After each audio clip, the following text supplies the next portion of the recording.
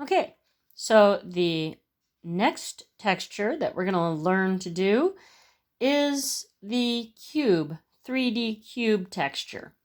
Kind of looks like steps, like you're climbing up these steps. Or, if you would like, you can, instead of stepping on these, you could see that as a ceiling. So they can either be flipped that way, or they could be flipped going the other way. So anyway, they're three-dimensional cubes. Not too hard. The first thing you do is you make lines. Not too hard. Here, I'm just going to get a fresh sheet so I can show you. Do not use a ruler. Okay? Just draw them about across the page. Just move your whole arm. Don't just move your wrist, but move your arm. Too many people try to twist their wrist to make the line. It's like, no, just move your arm across the page. So, do they have to be perfect? No. You make as many lines as you need to fill in the space, and eventually you will be needing like a whole page of texture. So you might as well just do more than I'm going to do. But just so for reference, you can see they're about a little skinnier than, about like as skinny as my ring finger. So don't make them super fat. Don't make them super skinny. The next step is you are going to make squares on the first row. Now don't go doing the second row until I show you what to do. So I'm going to pause it and finish my first row. Okay, so I got my squares on the first row. When you start your second row, it's very important that you start in the middle to make your first line. Not here under the line, but in the middle. So you go to the middle to make your first line, to make the next line.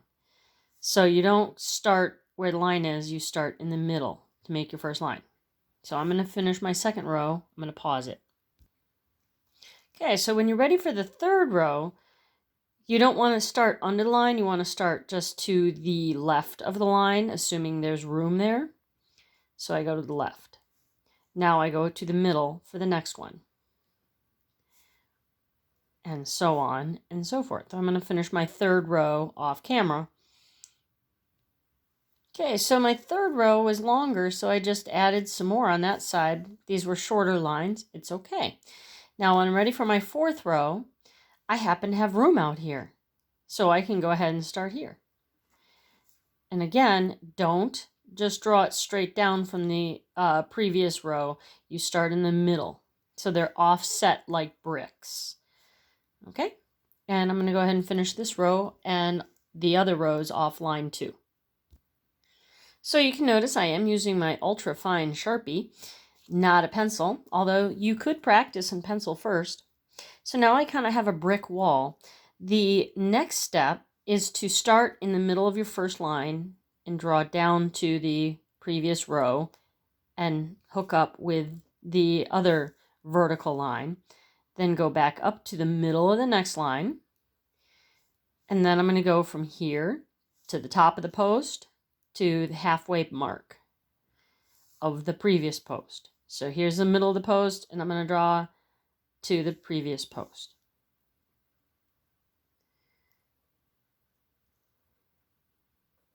About halfway up. Okay, and then I'm going to want to connect it to the post below it. So I have to make sure I can see where I'm going to. If I am covering it up, my eye can't see where I'm going to. Well, I'm going to have a hard time getting there. So I got to make sure I either turn my paper or move my hand so I can see where I'm going to start and where I'm going to end so I know I can get there. That's where a lot of drawing difficulties people have trouble is because they aren't looking where they're going because their hand is blocking it. So you sometimes have to move your hand around so you can see where you're going to go. So I need to get here. But if I start here and my marker's in the way of my vision, then I need to move my hand so I can see where I'm going to start and where I'm going to go. So, to the middle.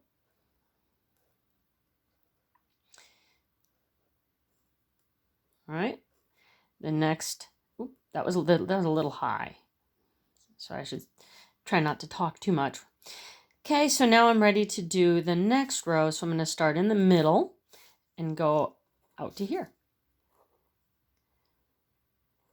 So I go to about the middle of each one, right?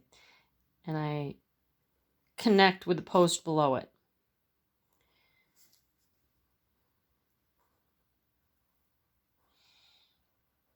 Whoa. See, I wasn't watching where I was going. So it's going to kind of be a bent line. No big deal. As long as I don't keep doing that. You know, I don't expect perfection. But if, like, it's total chaos, you won't see the texture. You won't see the pattern. So again, I'm going to start at the middle of the line. And I'm going to go down. Okay, I'm going to finish the rest of the rows. So I always go from the middle of the post out to both sides and hook up with the post below it. From the middle of the post, hook up with the post below it.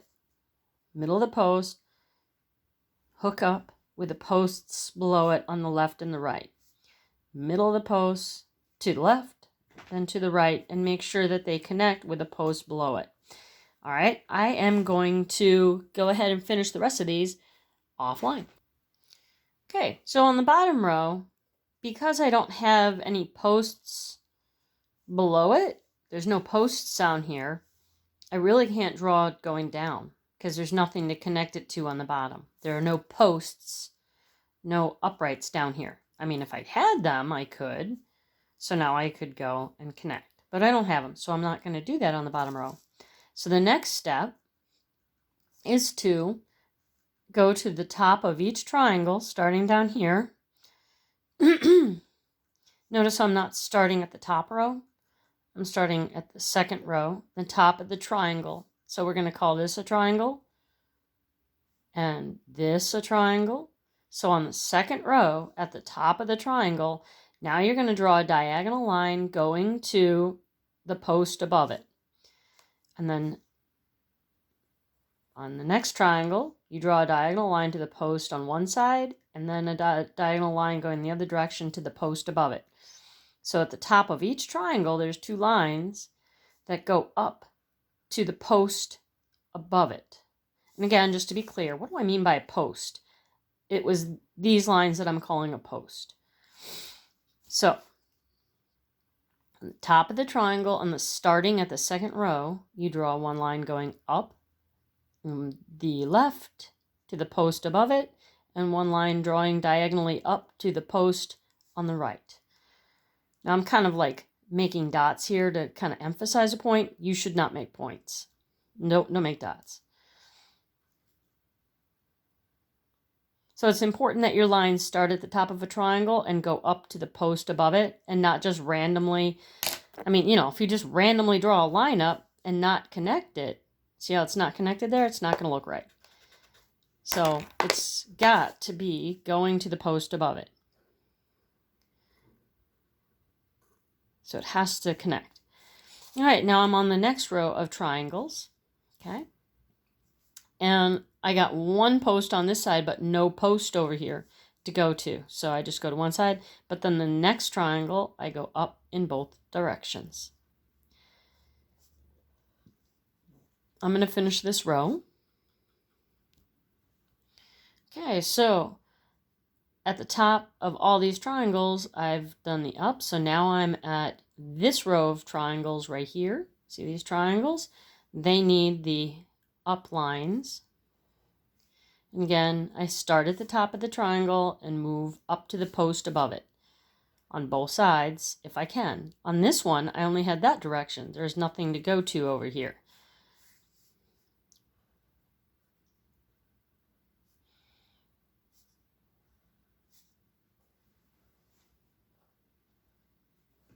Going to finish this row. Okay, so now I am on this row of triangles, which is currently the last row of triangles I have because there were no triangles down here because there were no posts down here, remember when we did that? Okay, so I'm going to start at the first triangle and I'm going to draw up to that post. So here's the post, the bottom of the post above it, top of the triangle going up.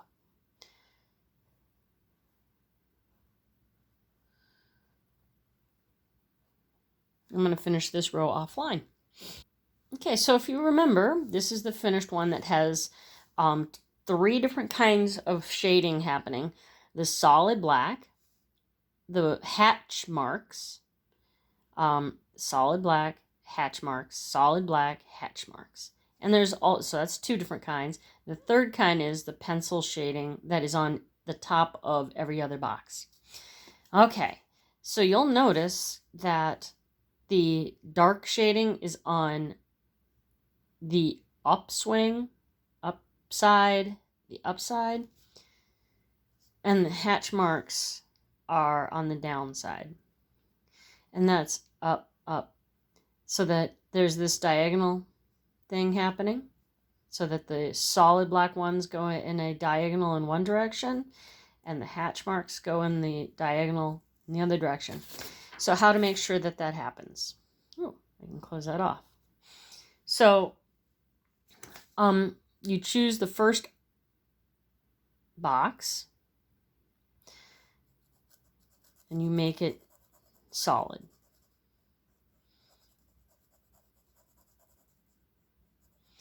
Then on the next one, you make hash marks lines that go parallel to the line that is inside the shape already. So this one's going to be solid black then.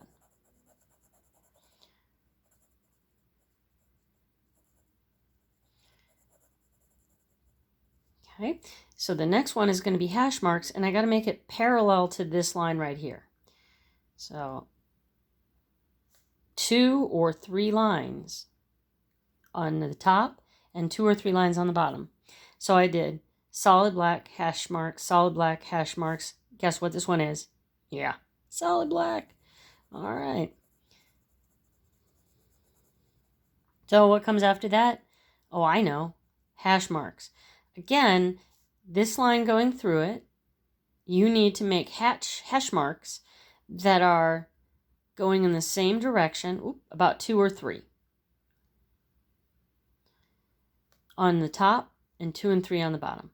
So this one has to be solid black. So I'm going to go ahead and finish this row off camera. Okay, so I'm ready for row 2. So if I started with shading on the first one, I mean heavy solid black, then the one just under it is going to be the opposite. So if that was solid black, this guy right here, this shape right here, the 2 triangles together, this parallelogram is going to be hash marks like this one.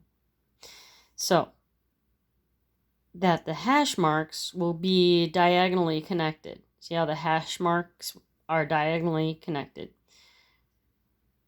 And I could just keep going diagonally down, but I'm going to alternate going horizontally. So I just did the hash marks, so now I'm going to do the solid black. And then you can see that the solid black is connected diagonally. Okay. And then, so hash marks, solid black, you guessed it, hash marks, 2 and 3 on the top part and 2 or 3 on the bottom part. So hash mark, solid black, hash mark, yeah, solid black. And you can make sure, you'll know you started it right, if the solid blacks are connected diagonally and the hash marks connect diagonally. So I'm going to go ahead and finish this row. Okay, so on the next row, you can see my hash marks. I'm going to move diagonally down to this parallelogram right here. And see how the hash mark is going to be diagonal. So I'm going to make this one diagonal. 3 on the top, and I can only fit 2 on that bottom one. So if I start with the hash marks, what's next? Yep, these guys, this parallelogram right here is going to be solid black. And then I'm going to alternate going all the way across. So check this out though. I'm going to do one more. Got my hash marks going on. Okay, so here, this guy, this solid black one, I want you to see what it looks like with the solid black, how you have it connected going diagonally up. So I'll do one more solid black right here. I skipped a hash mark just so I can show you how the solid black guys are connected diagonally. And these guys that are hash marks are also connected diagonally. I'm going to finish this row. Okay, so I'm going to move diagonally down. So diagonally down, this is going to be a hash mark.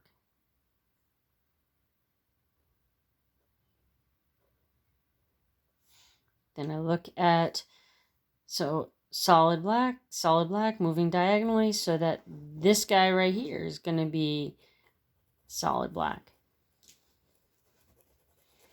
And then I can alternate going across.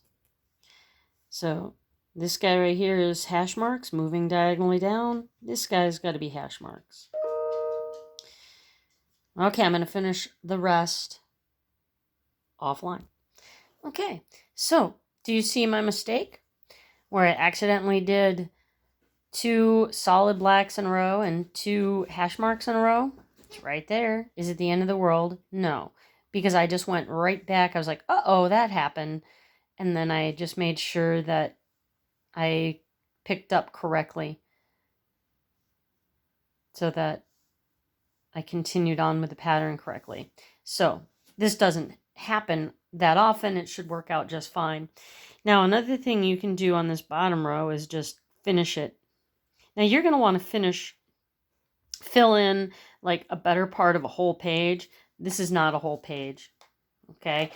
So I'm just doing this for tutorial reasons. You're going to need more shapes to cut out, or more room, more texture to cut out. Okay, you can use more than one of these textures. So if like you have half a page of these and you're like, I don't like this texture, I don't want to do any more of it, then finish it up with a different texture. All right, so I am not going to fill these in with the hash marks and the solid black, but you could see that the hash marks go diagonally, so that this one would be a hash mark. And then this one would be solid black. I'm not going to finish that right now. What I'm going to do is do the shading now. So I'm going to need a pencil.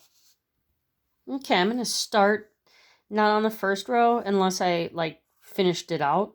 You could finish it out if you wanted with marker. I should have done that with marker.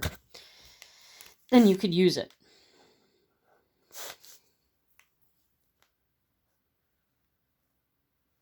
So anyway, I'm going to start on the second row though, right here, and shade the first top of the box, and then I'm going to skip one. Shade the first top of the box, and then I'm going to skip one. And shade the next, and guess what? Yeah, skip.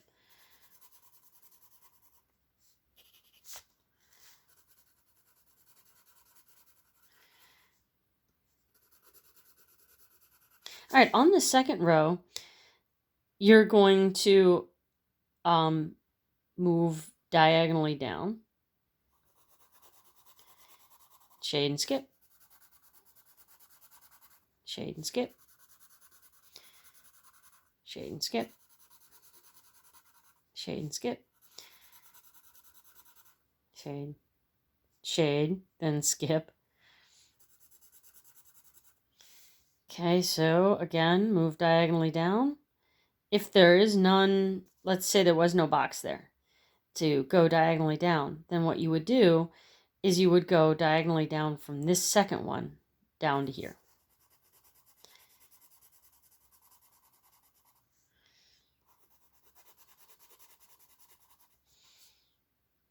So the white should be going diagonally down, and the shaded should be going diagonally down. So that's white, and this is shading. So shading, so go diagonally down on the shading. So this is diagonally down white, then these two are going to be, you got it, shaded.